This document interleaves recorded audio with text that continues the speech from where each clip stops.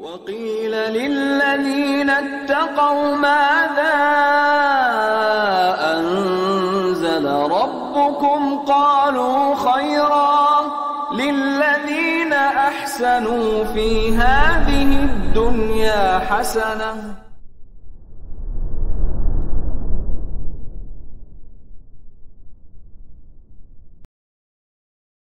Kemudian pasal baru masih berkaitan dengan najis juga. Dikatakan wa idza ra'a 'alaihi najasatan ba'da as-salati wa jawwaza hudutsaha ba'daha lam talzamhu al-i'adatu li'anna al-asla 'adamuha fi as-salah.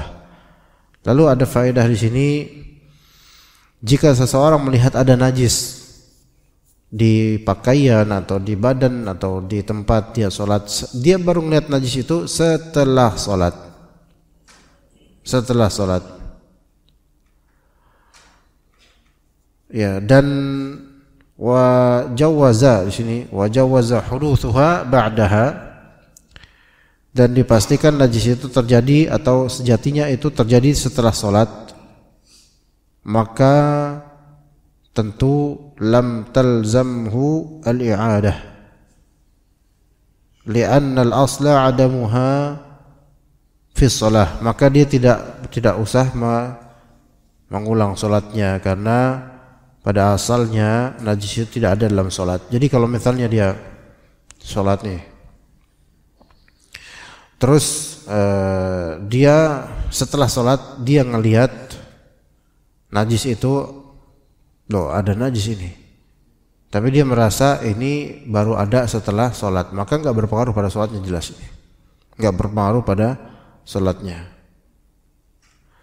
Dan kemudian wa in alima annaha kanat alaihi fis shalah, kalau misalnya dia melihat najis ini setelah sholat dan dia tahu kalau dia tadi sholat dengan adanya najis ini, maka ada dua pendapat, ada fihi riwayatan, ada dua riwayat pendapat Imam Ahmad.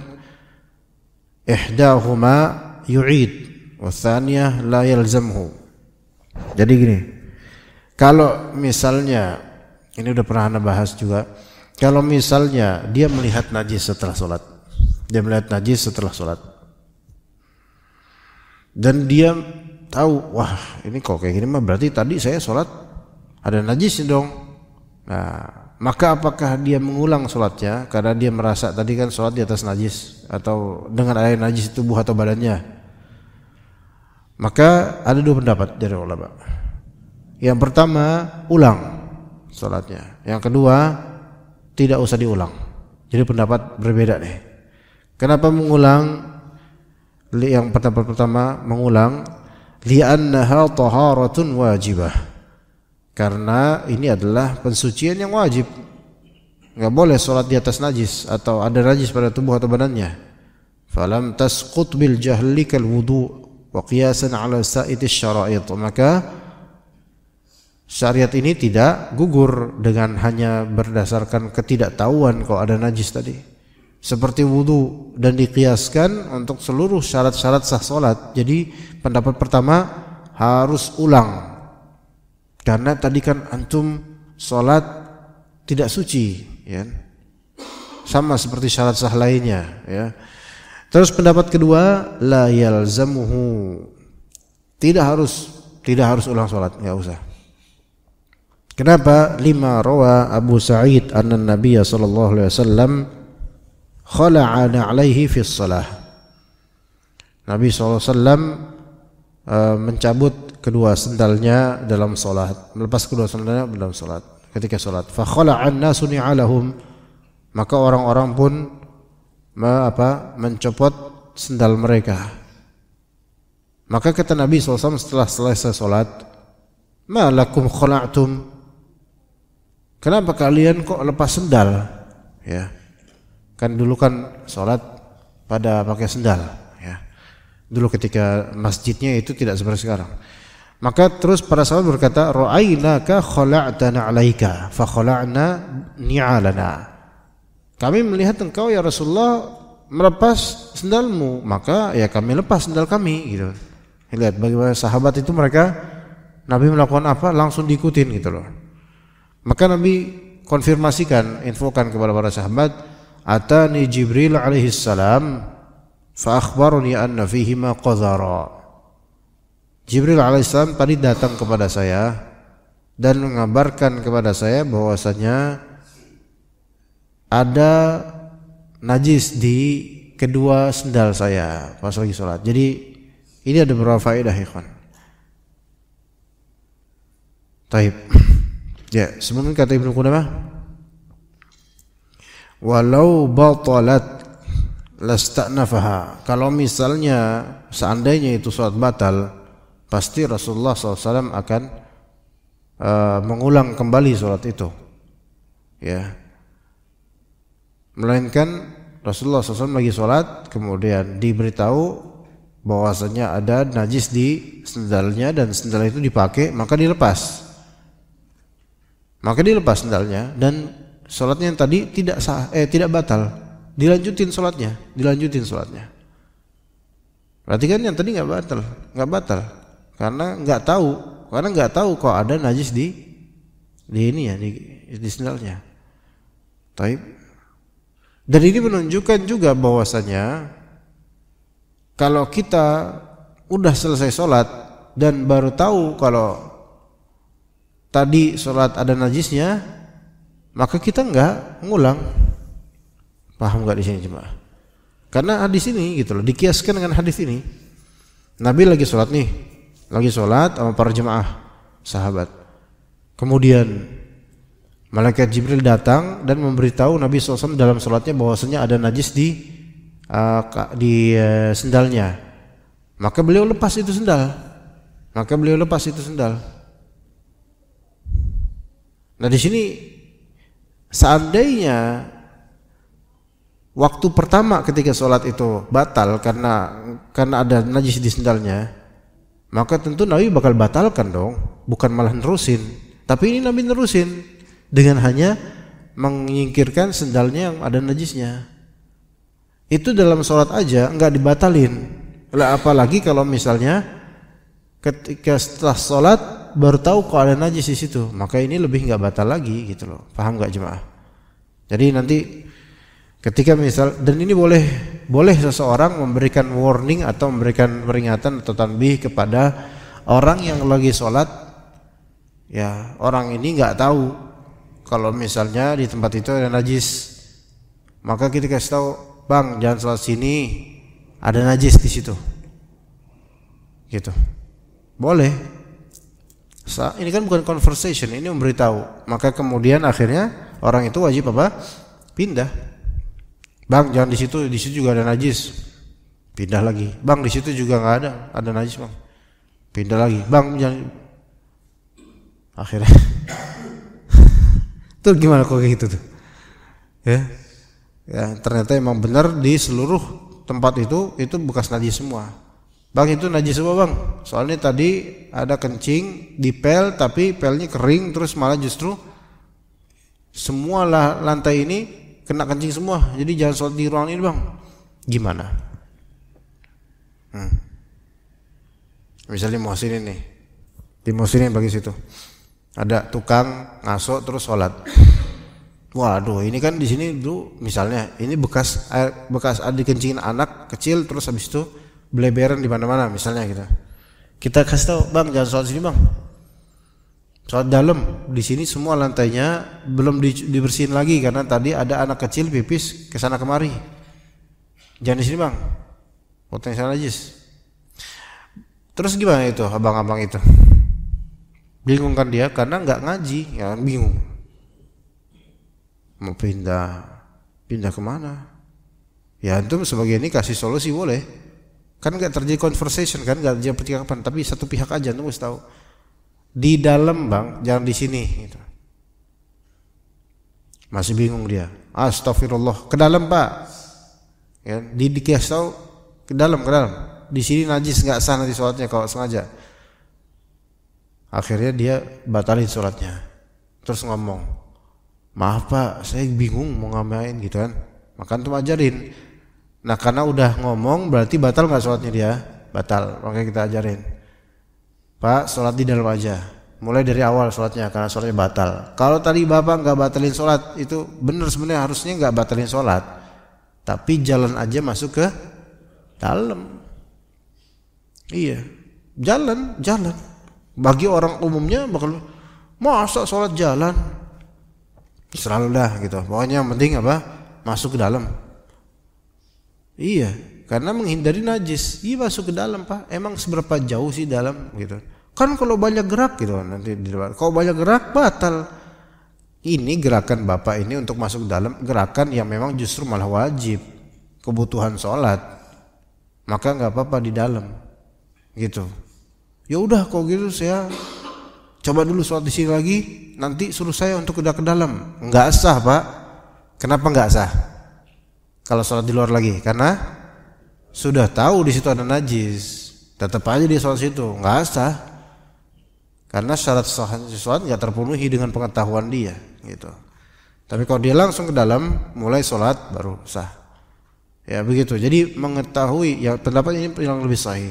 Ketika kita nih dalam dua konteks, lagi sholat atau setelah sholat. Kalau kita lagi sholat, kemudian kita dapat info bahwa tempat atau pakaian yang bisa dikeluarkan, dicopot, itu mengandung najis, maka sholatnya tetap sah. Namun kalau untuk tempat dia harus pindah, kalau untuk pakaian dia harus copot. Nah, kalau misalnya najisnya ini di pakaian yang dia harus sangat banyak gerak untuk mencopotnya, atau di tubuh yang dia harus buka baju dan buka aurat di situ, maka kalau ini wallahu alam batalkan aja sholat. Ya, misal apa? Dia ada pakaian nih, Allahu Akbar, lagi sholat jemaah. Terus di tengah sholat dikasih tahu sama bininya, nggak tahu gimana caranya, atau anak-anaknya kali, Pak, itu kan kaos yang bapak pakai tadi kan kena kencing aku, misalnya gitu. Oh iya juga ya, bener nih. Gimana dong? Kan kita pakai baju batik gitu dalamnya ini. Antum mau copot nggak kira-kira? Gimana Pak? Ngerti nggak konteksnya? Copot, kaosnya buka, terus batiknya dipakai lagi, kaosnya ditaruh samping, gitu? Masya Allah, segitu baiknya antum, Masya Allah. Gimana menurut antum? Copot gak? Batal. Tapi kalau copot boleh, batal nggak? Copot ya di baju, terus habis itu kaosnya dicopot, bajunya dipakai lagi. Dan ini antum lagi jadi imam loh.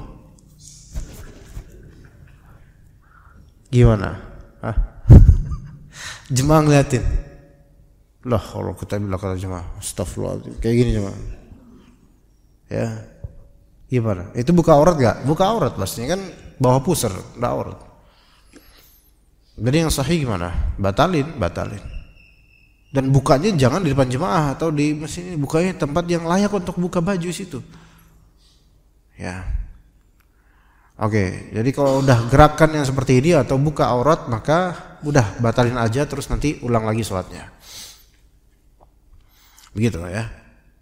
Atau di tubuhnya ada najis, misal dia ngerasa Allahu Akbar ya, terus dikasih tahu, tadi kan belum cebok gitu. Oh iya benar juga belum cebok, maka dia wajib cebok dulu, batalin sholatnya. Bahkan emang nggak sah mungkin sholatnya, mungkin karena dia sebenarnya tahu dia untuk belum cebok itu.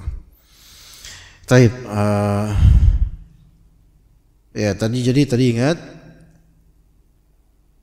kalau misalnya pakaian yang dia pakai ini pakaian ini batik misalnya, ya, terus dikasih tahu pas lagi sholat, dikasih tahu sama bininya atau anaknya atau temannya bahwasanya maaf, afwan, batik itu tadi kena najis, maka cukup apa? Lepas batiknya, dia kan masih pakai kaos, udah sholat pakai kaos, lepas, dah taruhnya di masjid ya, karena darurat taruh aja di samping di masjid dah, terus pakai kaos, gitu. Terus kaosnya ternyata kaosnya orang fasik, Metallica gitu. Luar batik, kaosnya Metallica. Sah nggak sholatnya? Ada gambar tengkorak misalnya. Sah nggak sholat orang yang pakai baju bergambar tengkorak? Sah nggak jemaah? Sah lah Pak, karena dianya aja aslinya tengkorak. Sah, karena apa? Karena ini kalaupun terlarang gambar-gambar makhluk hidup ini di luar masalah sholat sebenarnya. Yang terlarang kan gambar ini gitu loh, bukan yang terlarang sholat dengan gambar ini, tapi gambar ini di luar sholat atau dalam sholat sebenarnya terlarang. Contoh lain misalnya nih ada batik, tapi batiknya gambar makhluk hidup, gambar macan, gambar naga. Pertanyaannya, sholat pakai batik itu haram nggak? Itu batik emang udah haram, mau di sholat atau luar sholat. Ya, jadi larangannya bukan larangan sholatnya di sini, tapi larangannya pakainya. Ya, kayak orang isbal, di luar sholat isbal haram, di dalam sholat isbal haram. Sah nggak sholat orang isbal? Ya sah-sah aja, gitu loh. Ya, tetap sah sholatnya, karena itu bukan najis secara materi. Ya. Taib kemudian, wa in alima biha qabla shalah thumma unsiyaha. Kalau dia mengetahui ada najis sebelum sholat dia tahu, tapi kemudian lupa kalau di situ ada najis, lupa kalau pakainya bernajis, lupa kalau badannya bernajis, maka di sini juga ada dua pendapat. Berkata Al-Qadhi Iyad, Al-Qadhi Abu Ya'la berarti ya. Yu'id, dia mengulang salatnya. Ini pendapat pertama. Li'annahu farrata fi tarkiha, karena dia meremehkan atau dia bersikap kurang dalam meninggalkan najis itu. Wa qala Abul Khattab ini bukan Abul Khattab tetangganya Pak ini, wah itu Abu Khattab beda lagi itu. Berkata Abul Khattab, fihi riwayatan kallati qablaha lianna ma udhira fihi bil jahli udhira fihi bin nisyan kawajibatis shalah. Kata Abul Khattab ada dua riwayat, ada dua pendapat, yaitu yang satunya dia ulang salatnya dan satunya tidak ulang salatnya, terusin. Tapi yang sahih adalah diulang salatnya karena dia sudah pernah mengetahui. Itu yang lebih sahih. Jadi kalau seseorang dia tahu nih tempat ada najisnya, dia tahu pakaiannya ada najisnya, tapi dia lupa, lalu dia sholat, ulang nggak? Ulang sholatnya. Tapi dia dia baru ingat setelah selesai sholat. Tapi bagaimana kalau dia ingat pas lagi sholat?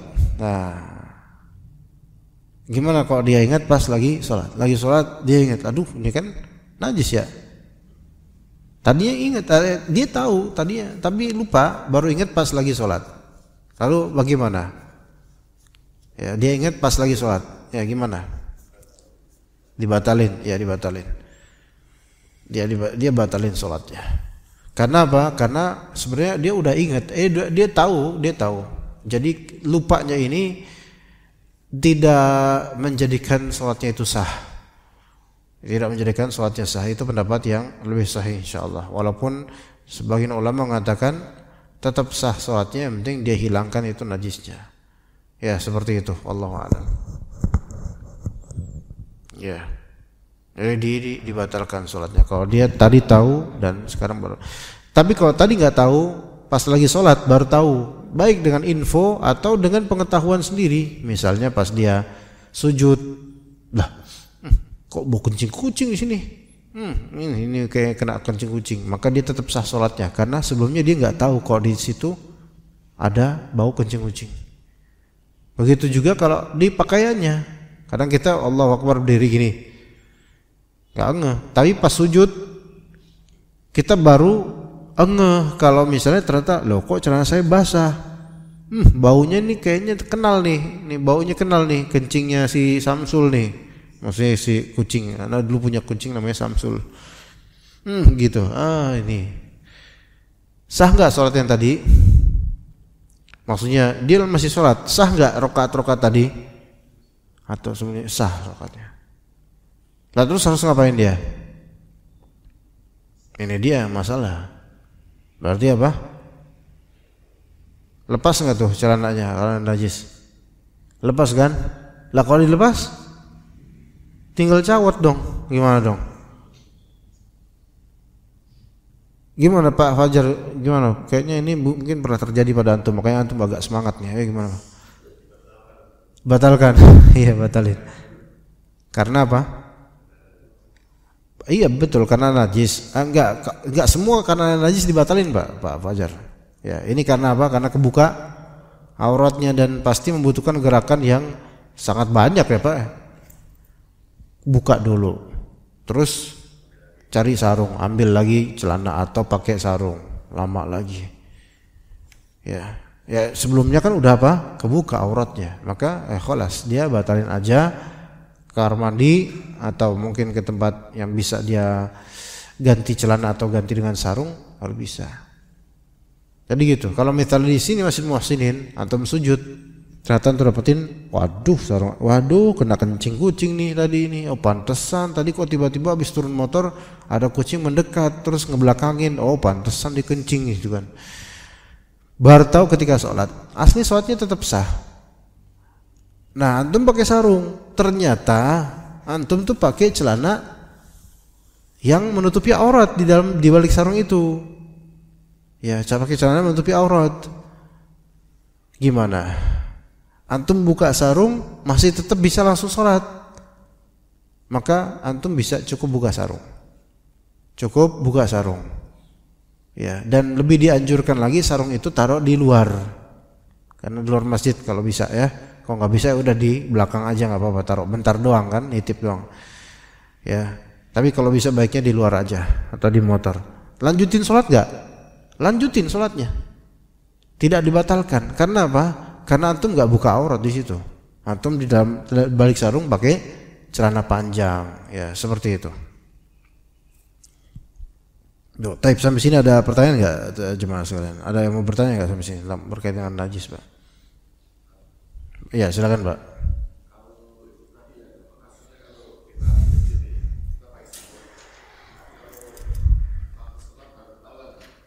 Bal-balan. Iya.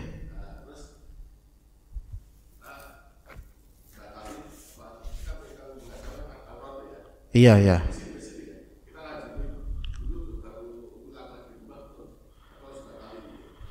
Nah iya makanya Pak, tadi yang kayak tadi, kalau misalnya kita pakai sarung, ternyata kita baru tahu kalau sarung ini kena najis, terus kita pakai daleman nggak kira-kira? Itu dia. Itu dia, mana nggak disediain di sini kan?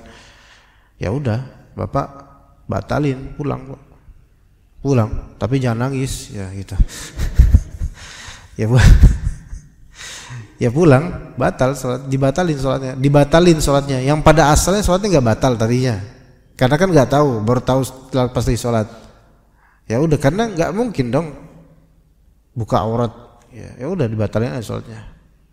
Tapi kalau di masjid ini ada disediain sarung misalnya, ya misalnya bikin sarung ekstra gitu, kemudian antum bisa ganti tanpa membuka aurat, maka bisa sebenarnya. Cuma memang repot, tapi bisa. Hanya nggak ada di sini. Dan juga dalam pikiran antum pasti risih ganti itu. Ya maka ya udah, batal, pulang. Istri nanya, loh kok cepet banget? Ini najis. Oke, kemudian ganti sarung yang lain. Wudu lagi nggak Pak kira-kira Pak? Ayo. Enggak wudu lagi. Enggak wudu lagi. Karena bukan batal wudunya. Jadi terkena najis itu enggak membatalkan wudu. Udah pakai sarung baru yang lain, terus kemudian kalau mau lanjut sholat di muhsinin, balik ke muhsinin. Nah, ini lanjutin sholat yang tadi atau ngulang lagi Pak? Gimana? ulang lagi karena sudah batal. Mau ulang lagi terus antum dapetin jemaah masih di pose yang sama misalnya gitu.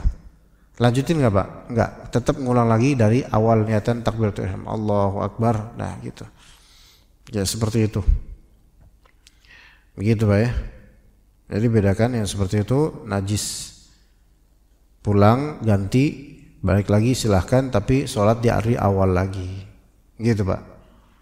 Ya ada lagi yang lain mungkin? Clear semua insyaallah. Tapi kemudian pasal berikutnya. Wala tasihhu salatu fi khamsati mawadhi'. Tidak sah salat di 5 tempat. Namun kita pakai satu dulu, yaitu al-maqbarah. Yang pertama kuburan. Hadisatan kanat am qadima au qadimatan. Baik kuburan itu baru atau apa? Kuburan itu lama. Itu pertama. Yang kedua al-hammam. Kamar mandi. Ya, hammam itu di zaman Nabi atau zaman dulu, hammam itu adalah tempat pemandian air panas atau air hangat, itu hammam namanya. Hammam itu pemandian tempat air panas atau air hangat. Ya, kalau di bahasa kita sekarang kamar mandi gitu kan. Di bahasa kita sekarang kamar mandi, hammam. Kayak gini nih, kalau misalnya kalau kita kan ada kolam air panas ya. Terus di dekat itu atau pemandian lah atau kolam renang gitu. Nanti kan ada kamar gantinya, bilik-bilik itu. Nah, ini bisa jadi hammam disebutnya. Ya, gitu ya. Pakai H. Kalau pakai H itu artinya burung merpati. Makanya ada orang namanya Hammam. Pak Hammam gitu, ada Abu Hammam. Itu bukan Abu WC, bukan. Itu beda huruf. Itu Hammam. Ini Hammam. Nah, jadi kamar mandi, kuburan itu tidak sah solatnya. Karena dari riwayat dari Abu Sa'id Al-Khudri radhiyallahu anhu bahwa Nabi SAW mengatakan, al-ardu kulluha masjidun illa al-maqbarata wal hammam. Bumi semuanya tempat untuk sujud, sah untuk solat, kecuali 2, yaitu kuburan dan hammam, kamar mandi. Nabi SAW juga mengatakan, la tajlisu 'alal quburi wa la tusallu ilaiha. Janganlah kalian duduk di atas kuburan dan jangan kalian salat menghadap kuburan. Jangan kalian salat menghadap kuburan. Oke. Gimana? Salat di kuburan tidak sah. Salat di kamar mandi tidak sah. Salat menghadap kuburan tidak sah. Oke. Masjid yang di atas itu ada kuburannya di depan. Itu kan kondisinya di masjid terus ada tebing gitu ya. Ada apa namanya? Cliff, tebing gitu jurang gitu. Itu kan masjid tempat imam tapi kan ada tembok terus balik tembok itu kuburannya gede itu. Tapi di situ sholat tetap sah. Sholat tetap sah. Kenapa? Karena ada tembok yang menghalangi antara imam dengan kuburan itu. Sholatnya tetap sah dan kuburan itu termasuk di luar dari masjid, luar masjid. Ya tetap sah. Walaupun di tempat atau di arah kiblatnya. Ya jadi tetap sah insyaallah sholat itu. Kecuali kalau kuburan itu tidak ada sekat, tidak ada tembok. Ya tidak ada tembok. Ya begitu. Tapi nggak tahu kenapa kok orang-orang ini banyak yang naruh kuburan di area masjid, di arah kiblat lagi, ya gitu. Tapi selama itu bukan dalam masjid atau memang bukan di bagian masjid, maka insyaallah tetap sah salatnya, Ya begitu ya. Wala tusallu ilaiha, jangan kalian salat di menghadap ilaiha ke kuburan. Kecuali mungkin salat jenazah. Kalau salat jenazah beda. Tapi kalau sholat biasa fardu atau sunnah nggak boleh di menghadap kuburan gitu, nih kuburan tanpa hijab tanpa apa nggak boleh. Dan orang ada yang melakukan itu. Nauzubillah min dzalik. Sujud, tusallu di sini juga bisa sujud. Jangan kalian sujud ke kuburan. Ini bahaya, potensi menuju syirik ya. Jadi tadi kamar mandi tidak sah sholat di kamar mandi pada aslinya. Tidak sah sholat di kuburan. Kalau di kuburan karena apa? Karena fitnah syirik, dikhawatirkan menuju syirik atau gambaran syirik. Adapun di kamar mandi, karena kamar mandi itu tempat buka aurat dan juga tempat naruh najis, maka bukan tempat yang baik untuk sholat.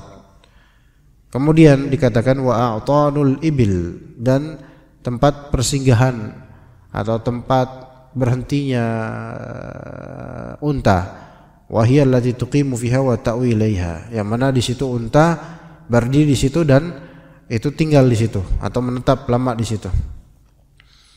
Lima rawa Jabir bin Samurah anna rajulan qala, karena Jabir bin Samurah berkata bahwa seorang pria berkata kepada Nabi SAW, ya Rasulullah, anusalli fi marabidil ghanam, wahai Rasulullah, apakah boleh kita solat di kandang kambing? Maka jawaban Nabi, na'am, boleh. Kemudian kata pria itu, anusalli fi mabarikil ibil, apakah boleh kita solat di tempat menderumnya unta, tempat diamnya unta? Maka jawabnya, la, jangan. Ya, jangan sholat di tempat berhentinya unta. Namun kata Ibnu Qudamah, kenapa begini? Wali anna hadhil mawadhi'a madhinnatun lin najasah fa uqimat muqamaha. Karena tempat-tempat seperti ini berpotensi najis. Cuman pandangan ini wallahu alam lemah. Yang sahih adalah wallahu alam ini bukan karena najisnya tinja unta atau kotoran unta, bukan. Ya, tetapi ada faktor lain, yaitu dalam riwayat lain ya karena syaitan, karena unta ini ada karakter syaitannya. Tapi pada kulihal ini dilarang. Ya, tapi kalau di kandang kambing, karena kambing kan juga ada kotoran-kotoran kambing, tapi tetap sah salatnya, dibolehkan. Ya, ini menunjukkan bahwasanya tidak boleh sholat di tempat pemberhentian unta itu bukan karena najisnya, karena kambing pun punya kotoran, tapi dibolehkan. Melainkan karena apa? Karena ada faktor lain, yaitu karakter syaitan yang ada di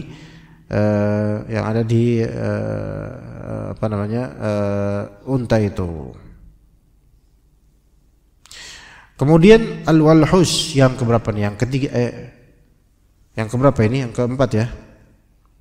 Ya, tempat yang keempat yaitu tempat pembuangan sampah, TPS. Jangan nahya an hadhil mawadhi' tanbihun 'ala an-nahyi anhu wa li anna ihtimalan najasati fihi aktsar wa aghlab. Tempat pembuangan sampah, tempat sampah, daerah-daerah bersampah itu juga tidak sah salat di situ karena potensi najisnya sangat besar. Kemudian juga kalau yang kelima ini khilaf di antara ulama, yang kelima yaitu al-maudhi' al-maghsub. Al-maudhi' al-maghsub yaitu tempat hasil rampasan tanpa hak. Tempat rampasan tanpa hak. Tempat maghsub yang digosok, yang dirampas tanpa hak. Itu dilarang salat di situ dan tidak dianggap sah salat di situ menurut sebagian ulama. Tidak dianggap sah, walaupun yang lebih sahih adalah sah salat di daerah yang hasil rampasan, sah tetap. Ya begitu, wallahu alam. Yang lebih sahih wallahu alam adalah sah. Ya. Di masjid yang maghsub, masjid tapi tanahnya itu bukan tanah wakaf, melainkan tanah orang, tanah perusahaan, tanah ini, maka ini maghsub namanya. Ini maghsub, digosok. Ini bukan tanah dia. Terus boleh nggak kita sholat situ? Nggak boleh. Tapi sah nggak sholat itu? Sah. Lalu bagaimana kalau yang menggosok adalah penguasa? Nah itu, ya kan isunya kan gitu. Misalnya tanah kosong, ada yang punya manusia, yang punya warga biasa. Kemudian misalnya karena udah beberapa bulan nggak pernah digarap, beberapa tahun, maka pemerintah men-take over tanah itu, mengalihkan mereka untuk menggarap tanah itu tanpa keridhaan dari pemilik tanah. Maka kemudian pemerintah menggarapnya misal secara zalim. Nah ini gosok. Pemerintah kemudian bikin masjid di situ tanpa keridhaan ini ya. Yang punya enggak ridho. Maka ini masuk dalam gosok. Kecuali kalau tanah itu ternyata terdeteksi ini adalah hasil pencucian uang koruptor, maka penguasa kemudian men-take over tanah tersebut dan mengelolanya serta menjadikannya masjid. Maka boleh nggak kita sholat itu? Boleh. Gimana? Bisa paham nggak bedanya, Pak? Bisa paham bedanya, Pak? Kalau yang tadi yang pertama, ini tanah milik orang yang tanah ini memang hak dia, bukan hasil korupsi, bukan money laundering, bukan dan seterusnya. Nggak berkasus, cuman karena dianggurin aja. Kan yang orang udah punya banyak tanah mungkin. Ini mungkin investasi aja buat kapan tahu bakal saya jual gitu misalnya. Kapan aja nanti suatu saat. Namun pemerintah daerah menganggap ini daripada nggak pernah diapa-apain, mendingan kami kami kelola secara paksa, bahkan dijadikan masjid di situ. Maka inilah yang masjid maghsub, yaitu masjid hasil rampasan yang tanpa hak. Maka nggak boleh sholat situ. Bahkan kata sebagian ulama tidak sah sholat situ. Walaupun yang lebih sahih adalah sah sholat di situ, sah. Namun dosa. Kalau tahu itu tanah hasil rampasan. Tapi kemudian kalau misalnya ini tanah memang nganggur sekian diameter dan ini adalah tanah setelah direset oleh pemerintah, ternyata ketahuan siapa, oh pemiliknya ini, dan setelah direset lebih, didalamin lebih, ini adalah tanah yang memang dimaksudkan untuk mencuci uang supaya menghindari pajak atau semisalnya. Ya, maka sini pemerintah memang punya hak untuk kemudian men-take over, atau ini tanah hasil korupsi, atau ini tanah hasil sogokan yang disimpan, lalu daripada takutnya disidak dengan dibuat tanah aja. Nah, ini kemudian pemerintah setelah itu akhirnya pemerintah memutuskan agar tanah ini menjadi tanah yang tak bertuan karena milik koruptor hasil korupsinya. Maka pemerintah pun men-take over tanah ini dan mereka mengolahnya menjadi tanah lahan pemerintah. Maka ini boleh. Ini boleh seperti ini karena pemerintah punya hak untuk mengatur warga-warga yang berkasus seperti ini. Ya seperti itu, wallahu alam. Jadi sholat kalau dibuat masjid situ maka sholatnya sah, nggak apa-apa. Bukan sah aja, boleh juga seperti sholat di masjid-masjid lainnya. Ya seperti itu, wallahu alam. Ada pertanyaan mungkin sampai sini? Kita masih ada waktu. Pak Fajar, Fajar.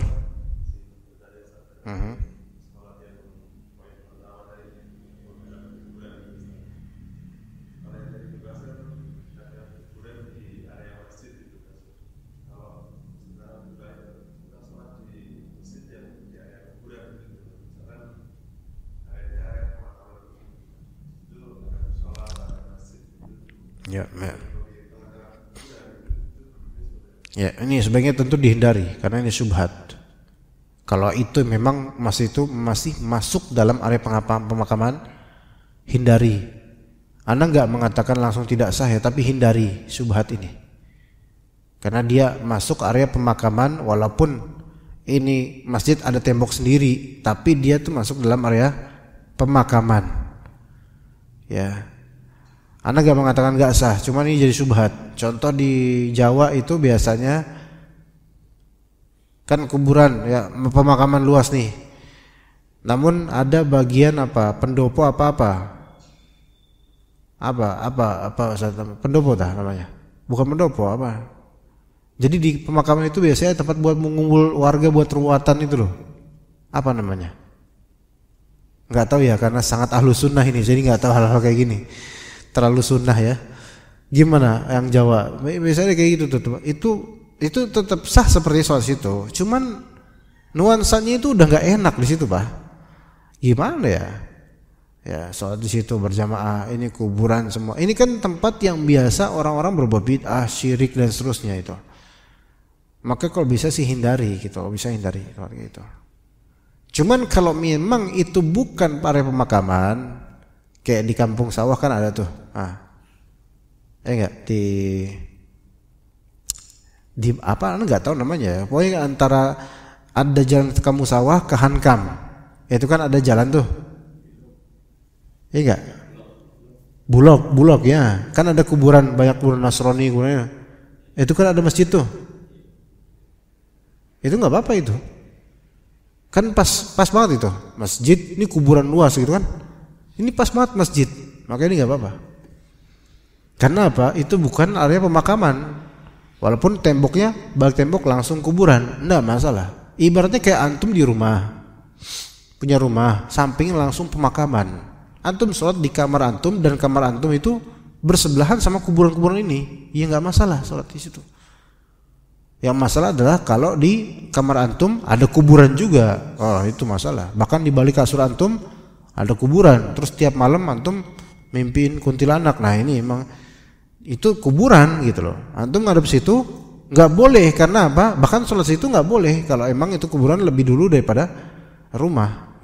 Karena itu sholat sama dengan di masjid yang ada kuburannya, dan kuburannya lebih dulu membangun masjid di atas kuburan, itu nggak boleh dan nggak sah sholatnya.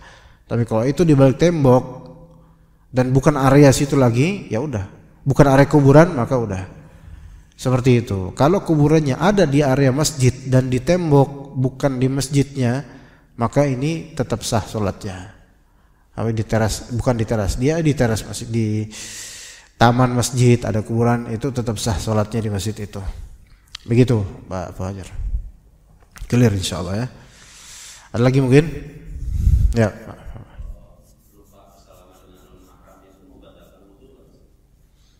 Salaman nggak membatalkan wudu selama nggak keluar air mani ya, atau madhi. Kalau salaman keluar al-madhi, air madhi, berarti ini libidonya tinggi nih ya. Baru salaman langsung keluar madhi, batal itu. Tapi kalau salaman secara zat, yang sahih adalah tidak batal. Nah, sebagian ulama, kita kan dulu kan waktu dulu diajarkan gini. Kalau salaman di mazhab Syafi'i sebenarnya ini, kalau menyentuh yang bukan mahram, mazhab Syafi'i ada beberapa pendapat. Di antaranya kalau menyentuh yang bukan mahram batal wudunya. Ini ada pendapat begini emang. Ya mungkin kalau antum ini berdasarkan pendapat itu tadinya. Nah kalau pakai pendapat ini, kalau nggak sengaja atau lupa batal nggak? Yang sahih adalah nggak batal. Itu yang pakai pendapat ini ya. Tapi kan yang lebih sahih dari semua pendapat adalah menyentuh tanpa syahwat itu tidak batal wudunya. Gitu. Baik sengaja atau tidak sengaja, menyentuh tanpa syahwat tidak batal wudunya. Bahkan menyentuh dengan syahwat pun, walaupun sedikit syahwatnya, tapi di jalur yang halal itu juga tidak batal menurut pendapat yang lebih sahih. Menyentuh dengan syahwat pun selama itu masih di jalurnya, yaitu istri sendiri, maka tidak batal wudunya. Karena Rasulullah SAW pernah mencium istrinya kemudian pergi untuk sholat. Jadi pendapat yang lebih sahih adalah tidak batal, apalagi ini lupa ya, lupa atau nggak sengaja, ya lupa gitu aja, spontan aja gitu, maka nggak batal insyaallah. Gitu. Lagi menghadapi kasus itu Pak, kemarin lupa ya, gitu ya.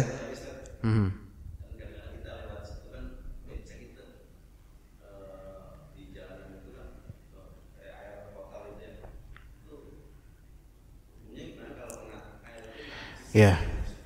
Ini karena kontekstual, alhamdulillah Anda juga paham juga, karena dari sini kalau antum nanya ke ustadz lain mungkin nggak ngerti kondisi ini nih. Gini, ini kondisinya yang jalanan depan warung, yang depan ini ya, gang yang itu dilihat konteksnya Pak. Kalau habis hujan itu nggak apa-apa, ya bahkan antum guling-guling di situ tetap sah, nggak apa-apa. Tapi kalau bukan habis hujan, itu tuh murni comberan kan. Nah itu baru yang apa-apa. Jadi lihat konteksnya. Orang-orang tuh ngiranya ini air comberan total. Padahal kalau emang habis hujan lagi banyak air, kalau kita lihat ini air, ini malah justru air suci, bahkan suci mencucikan. Tapi kalau misalnya lagi kondisi kemarau, udah lama nggak hujan, terus masih genangan-genangan, itu najis itu, atau potensi najis, gitu Pak. Bedain. Jadi nggak bisa samain. Ya kan. Alhamdulillah karena Anda juga, kita biasa lewat situ. Nah kita sekarang tahu hukumnya, ya. Jadi nggak mutlak itu najis, nggak mutlak itu suci juga. Dilihat dari keadaannya. Tadi habis hujan nggak? Kalau emang habis hujan, berarti ini air rata-rata buangan dari sini kan ya Pak? Buangan dari sini. Mata air dominannya air suci menyucikan. Maka kalau naik motor atau ada mobil terus gitu, ya nggak apa-apa. Kalau bisa lagi aja terus gitu, nggak apa-apa. Karena ini suci dan menyucikan, nggak masalah. Tapi kalau di kemarau, nah ini yang masalah. Genangannya ada, kadang ada nyamuk lewat gitu kan. Maka kena cipratan, maka ini potensi najis. bersihin lagi gitu kalau nanti sampai rumah, begitu. Tapi kalau di jalanan umum nih, nah sekarang jalan umum, bukan di sini deh. Di jalan umum ada genangan warna coklat, kita lihat ada mobil ya lewat, ceger gitu, kena kita, airnya coklat. Kita lihat nih genangan, apakah emang dari comberan atau murni nih genangan abis hujan tapi kotor aja dengan lumpur gitu loh, itu bedain. Kalau cuman emang ini genangan karena jalanannya itu agak ada berlubang dan ini air mungkin dari hujan atau dari apa, maka nggak masalah. Tapi kalau ini air ternyata nyambung ke comberan dan comberan itu kita lihat hitam, nah ini baru gitu. Jadi kontekstual seperti itu Pak. Ada kurang ini nggak apa? Tapi cocok ya jawabannya. Kalau nggak cocok silakan tanya sama yang lain. Iya, di bagian yang antum perkirakan kena. Tapi banyak airnya. Jangan cuman ya bisa gini doang, banyak ya. Yang penting bagian yang itu diarsir aja kena. Gitu. Seperti jangan dipercikan karena dia bukan kencing bayi ya gitu. Taib, sepertinya udah masuk waktu syuruk, kita mungkin cukup sampai sini insyaallah. Barakallahu fikum jami'an wa sallallahu ala nabiyina Muhammad wa ala alihi wa sahbihi ajma'in. Subhanakallahumma wa bihamdika asyhadu an la ilaha illa anta astaghfiruka wa atubu ilaik. Assalamualaikum warahmatullahi wabarakatuh.